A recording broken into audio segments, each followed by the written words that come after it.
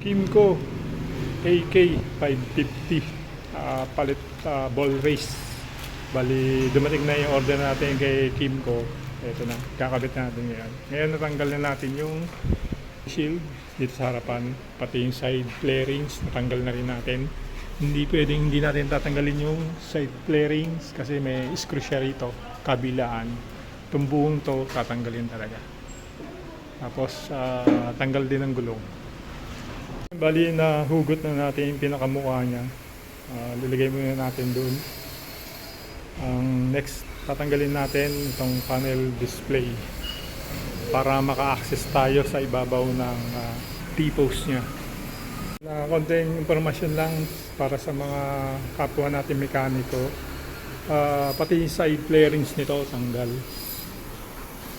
Kasi hindi mo matatanggal yung pinakamukha niya hanggat di mo tinatanggal yung flarings dito. May screw kasi siyang na nakasabit dito. Tapos hindi mo rin matatanggal basta-basta tong panel kasi may screw din siya rito. Kaya obligadong tanggalin mo yung pinakamukha niya. Tapos pag magkakabit naman ng MDL at Loudhorn, mas maganda tinatanggal din lahat para maiayos ng hindi katulad nito mukhang hindi tinanggal yung harapan kaya ayan, sabog-sabog yung wiring niya.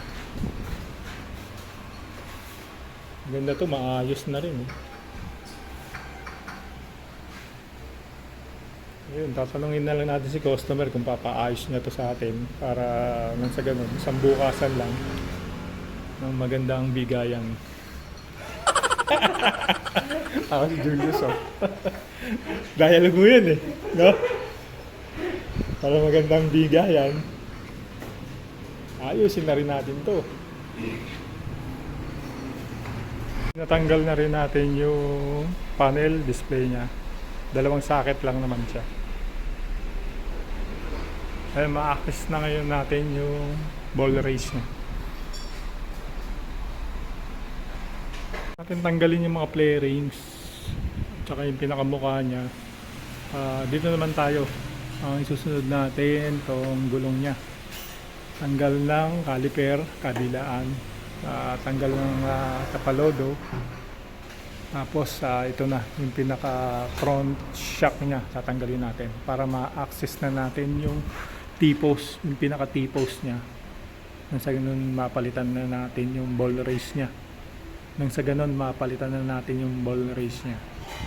Tapos natin tanggalin yung tapalodo, dalawang caliper. Yung gulong naman, ito may pantanggal na tayo.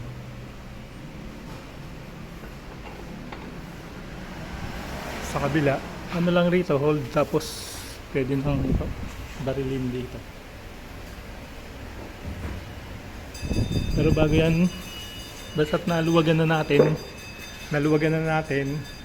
tsaka natin kalangan. Ngayon natanggalin natin yung gulong. Gusto na tanggalin natin itong front shock nya. Tapos sabay linis na rin ng caliper. Ngayon mga brad, ipapakita ko sa inyo kung paano malalaman kung sira na yung ball race nya. Ito may inano mo siya, lumalaban na siya. Ayan, hindi na normal. Ayan. Yan yung difference niya.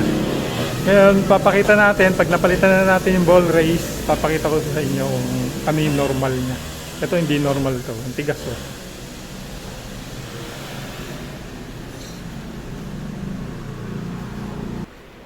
Yan, kitang-kita yung diferensya. Ang tigas, daming kanal. Yan. Nakaangat kasi siya. Lilifter na natin. Kaya pala, pag lifter nito, hindi ka pwede mag-lifter dito. Kasi medyo mahina to. Doon tayo sa mismong makina niya mag-lifter.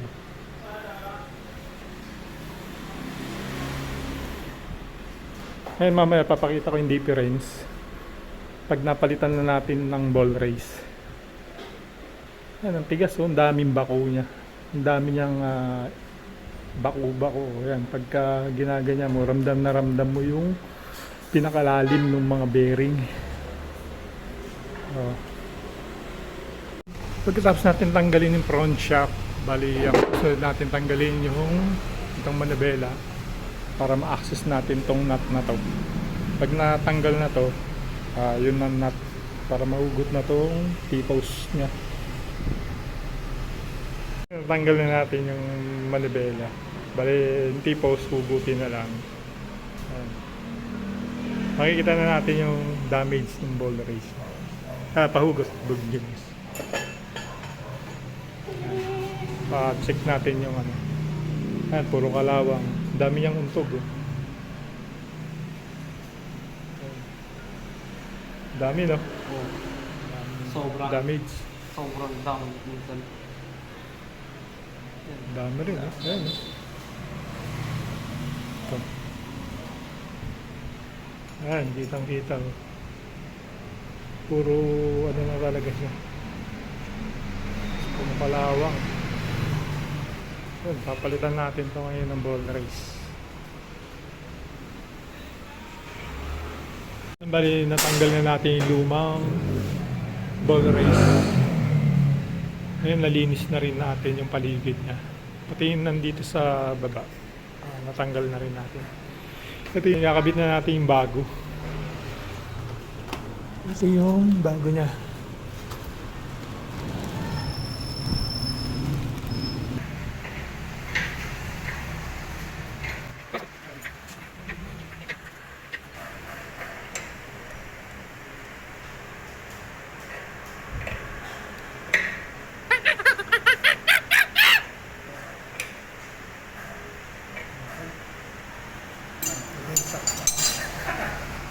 Si Julius kinunan mo.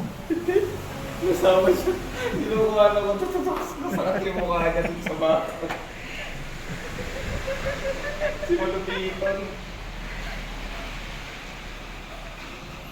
Ayan o. Okay na yan.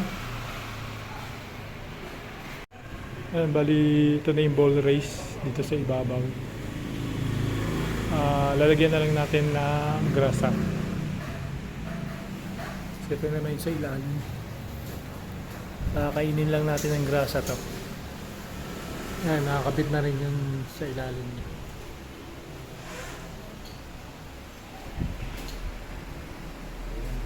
Nakakabit na natin yung gulong. Ngayon, ipapakita ko sa inyo kung ano yung difference uli dun sa sirang ball race. Dun, ayan, i-ano ko to. O, ayan, o.